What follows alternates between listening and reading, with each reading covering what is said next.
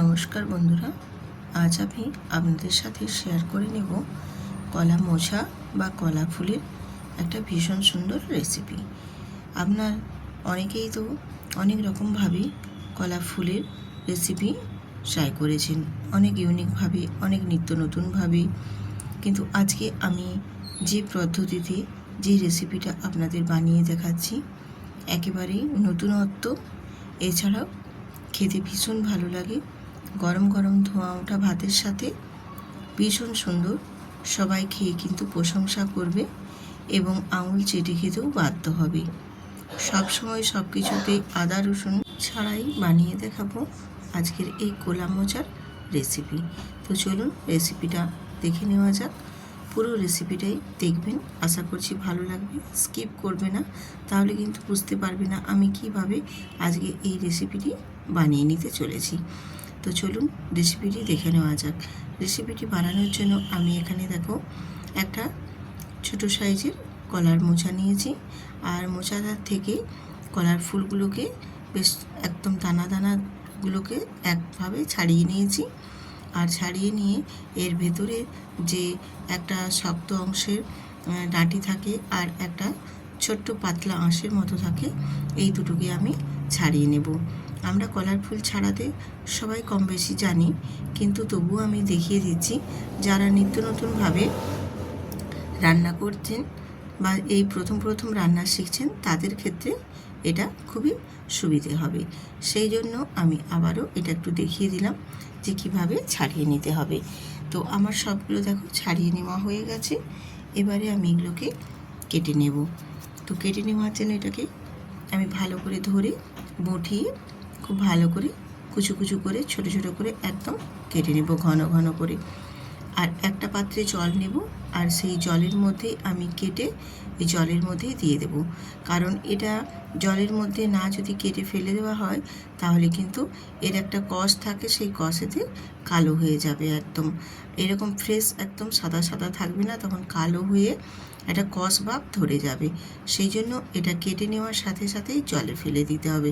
আর বাকি যে অংশটা আছে আমি সেটাও ছাড়িয়ে পরিষ্কার করে এই রকমই ছোট্ট ছোট্ট করে একদম ঘন করে করে কেটে নেব।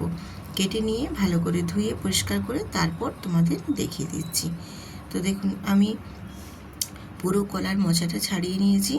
ছাড়িয়ে বেশ ভালো করে দেখো একদম ঘন ঘন করে ছোট্ট ছোট করে কুচো করে নিয়েছি, আর ভালো করে ধুয়েও জলটা ঝরিয়ে নিয়েছি। এরপর এটাকে আমি একটা পাত্রে নিয়ে নেব। আমি একটা পাত্রের মধ্যে নিয়ে নিয়েছি দেখো বেশ কলার ফুলটাকে। এবারে এর মধ্যে কিছু উপকরণ অ্যাড করে দেব। যেমন এখানে দিয়ে দিচ্ছি আমি স্বাদ মতো নুন দেব, আর দেবো এখানে কালারের জন্য হলুদের গুঁড়ো, আর একটু কাশ্মীরি লঙ্কার গুঁড়োও দিয়েছি, আর এখানে দিয়েছি জিরে গুঁড়ো, আর দেব গোটা কয়েকটা আস্ত গোটা জিরে। গুঁড়ো মশলাগুলোকে দিয়ে তারপর আমি এখানে জিরেটা গুঁড়ো দিয়েছি, তারপরও আবারও আমি গোটা জিরে দিয়েছি। তোমরা যদি গোটা জিরেটা না দিতে চাও সেক্ষেত্রে না দিতেও পারো। আর ঝালের জন্য এখানে দিয়ে দিয়েছি আমি চিলি ফ্লেক্স, আর দিয়েছি এখানে 2 চামচ মতো দিয়েছি আমি এখানে বেসন। এখানে আমি বেসনটা 2 চামচ নিয়েছি, যেই বাটির পরিমাপ করে দেখালাম এই বাটির পরিমাপে 2 চামচ হবে। আর দিয়ে দিয়েছি এখানে অল্প সামান্য একটু চিনি, আর দিয়েছি এখানে পেঁয়াজের কুচো। চিনিটা দিয়েছি এই কারণে, কারণ কলার যে ফুলের যে একটা কষা ভাব থাকে, সেই কষা ভাবটা একেবারে যাতে না মনে হয় সেই কারণে একটু চিনি দিয়ে দিলে বেশ খুব সুন্দর একটা স্বাদ আসে, কষা ভাবটা আর লাগবে না একদম। দিয়ে সমস্ত উপকরণটাকে আমি শুকনো হাতে খুব ভালো করে আগে মিশিয়ে নিয়েছি। তারপর অল্প একটু জল দিয়ে বেশ মাখো মাখো করে মেখে নিতে হবে। এটা কিন্তু একদম পাতলা করে মাখলে হবে না, এই কারণেই আমি আগে প্রথমে শুকনোটা মাখলাম, তারপর যেটুকু জল প্রয়োজন হবে সেইটুকু আমি জল দিয়ে বেশ একদম মাখো মাখো করে একটা মাখো মাখো ভাব রেখে এটাকে মেখে নেব। বেশ সুন্দর করে দেখো হাতে করে আমি একটু ঠেসে ঠেসে মেখে নিচ্ছি। ঠিক এই রকম মাঠো মাঠো ভাব করে কিন্তু মেখে নিতে হবে। মেখে নিলে তারপর এটাকে এক সাইডে সরিয়ে রেখে দেব। এখানে আমি ঝালের জন্য কিন্তু চিলি ফ্লেক্স ব্যবহার করেছি। তোমরা চিলি ফ্লেক্সের পরিবর্তে যদি এখানে কাঁচা লঙ্কা বা ঝাল লঙ্কার গুঁড়ো দিতে চাও সেক্ষেত্রে দিয়ে দিতে পারো, কোনো অসুবিধে নেই। যার যেটা প্রয়োজন সে সেই মতো ঝালটা দিয়ে দিতে পারে। এরপর মাখানোটা হয়ে যাওয়ার পর আমি এক সাইডে সরিয়ে দিয়ে এবারে গ্যাসেতে একটা ফ্রাই প্যান বসিয়ে দিয়ে দিয়েছি তেল। আর তেলটাকে একটু বেশ ভালো মতো গরম করে নিতে হবে। দিয়ে এবারে ওই মাখাটা থেকে আমি হাতে করে দেখো তালুর মধ্যে ঘুরিয়ে ঘুরিয়ে গোল শেপ দিয়ে একটু চেপে দিয়ে বড়ার আকারে দিয়ে দিয়েছি। দিয়ে এইভাবে আমি প্রত্যেকটাই ভেজে নেব ওই তেলের মধ্যে। আর এগুলোকে এরকমভাবে হাতে করে একটু গোল করে চেপে একটু বড়ার শেপ দিয়ে দিলে দেখতেও বেশ ভালো লাগে, একেবারে টিকিয়ার মতো সাইজের হয়ে যাবে। দিলে বড়াগুলো ভাজতেও বেশ যেমন ভালো লাগবে তেমন পুরো রেসিপিটা বানানোর ক্ষেত্রেও সুবিধে হবে। এবারে এই বড়াগুলো দিয়ে আমি 2-3 মিনিট একটু ভেজে নিয়েছিলাম একটা সাইড, তারপর আস্তে আস্তে করে উল্টে দেব আর অপর পাশটা ভেজে নেওয়ার জন্য। এই রকমভাবে একটা পাশ ভেজে নেওয়ার পর আরেকটা পাশ উল্টে দিয়ে আবারও কিছুক্ষণ সময় নিয়ে ভেজে নেব। আর এই রকমভাবে যদি এই কলা মোচার রেসিপি বানিয়ে নাও খেতে কিন্তু ভীষণ ভালো লাগবে। আর আমরা তো অনেক রকমভাবে অনেক রকম রেসিপি বানিয়েছি, কিন্তু একবার এই পদ্ধতিতে আমার এই রেসিপিটা একবার বানিয়ে দেখবেন বন্ধুরা, আশা করছি আপনাদেরও ভীষণ ভালো লাগবে।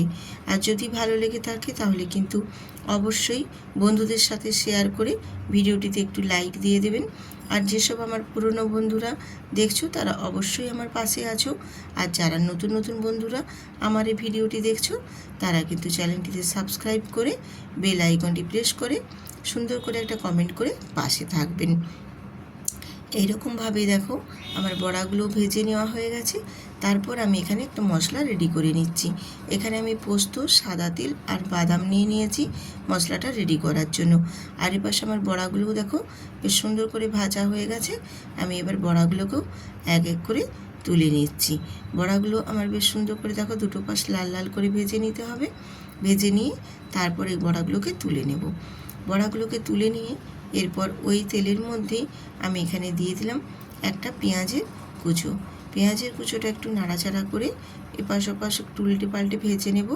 কালারটা চেঞ্জ হয়ে যাওয়া পর্যন্ত অপেক্ষা করে ভেজে নেওয়ার পর এখানে দিয়ে দেব আমি স্বাদ মতো নুন, আর দেবো এখানে কাশ্মীরি লঙ্কার গুঁড়ো কালারের জন্য, আর দেব হলুদের গুঁড়ো। এখানে আর আমি কোনো গুঁড়ো মশলা ব্যবহার করব না। গুঁড়ো মশলা কেন, আর আমি কোনো এখানে এক্সট্রা কোনো মশলা ব্যবহারই করব না। সব সময় আদা রসুন দিয়েও যে রান্না করলে ভালো হয় তার কোনো মানে নেই। আদা রসুন ছাড়াও কিন্তু ভীষণ সুন্দর রেসিপি বানানো যায়। সেক্ষেত্রে আজকের এই রেসিপিটি আপনাদের পুরোটাই দেখতে হবে, তাহলে ভালো লাগবে বেশ। আমি দেখো লঙ্কা গুঁড়ো আর হলুদের গুঁড়োটা পেঁয়াজের সাথে দিয়ে বেশ ভালো করে একটু পেঁয়াজটাকে লাল লাল করে ভেজে নিচ্ছি। আর ওরই মাঝে দিয়ে দেবো এখানে দুটো চেরা কাঁচা লঙ্কা দিয়ে পেঁয়াজটাকে খুব ভালো করে একটু ভেজে নেওয়ার পর এখানে আমি যে মশলাটা রেডি করেছি সেই মশলাটা আমি এখানে দিয়ে দিলাম। আমি মশলাটা কিন্তু শিলনোড়াতে বেটেছি, তোমরা চাইলে মিক্সিতেও বেটে নিতে পারো। যে কোনো শিলনোড়াতে হোক বা মিক্সিতে হোক যাতে করেও বেটে নিলেই হবে। তো শিলনোড়াতে বেটে নিলে কিন্তু এর টেস্টটা আরও সুন্দর হয়। আমি এবার মশলাটা এখানে দেখো পেঁয়াজের সাথে অ্যাড করে দিয়েছি, দিয়ে ভালো করে একটু নাড়াচাড়া করে কষিয়ে নেব। আর এই মশলাটা দেওয়ার পর কিন্তু একটু মোটামুটি অনবরত নেড়ে যেতে হবে, কারণ এখানে বাদাম দেওয়া আছে, সেক্ষেত্রে কিন্তু তলায় লেগে যাওয়ার চান্স থাকে। সেই জন্য এখানে মশলাটা দেওয়ার পরে অনবরত কিন্তু নেড়ে নেড়ে মশলাটাকে সুন্দর করে কষিয়ে নিতে হবে। আর মশলার গা থেকে তেল ছেড়ে বেরিয়ে আসা পর্যন্ত কিন্তু আমি মশলাটা একটু নেড়ে চেড়ে কষিয়ে নেব। এইভাবে যদি রসুন পেঁয়াজ ছাড়া বা আদা ছাড়া, পেঁয়াজটা আমি দিয়েছি, আদা রসুন ছাড়াও যদি এইভাবে রেসিপি বানিয়ে নাও খেতে কিন্তু ভীষণ সুন্দর লাগে। আর এর স্বাদটাও কিন্তু একেবারে অন্যরকম আসে, কেউ বুঝতেই পারবে না যে এটা কি মশলা দিয়ে বানানো হয়েছে।